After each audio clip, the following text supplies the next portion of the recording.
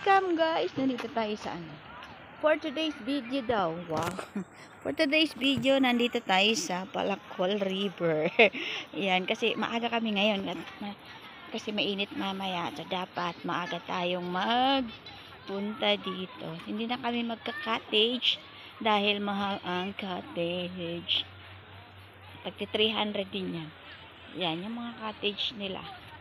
300 pesos din yan. Dahil na kami magka-cottage. Maliligo lang talaga kami. Bah! Cottage pa yung dalawa.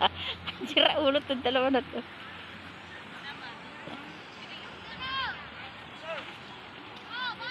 Uy ate! Dahil ka magtukaw dyan.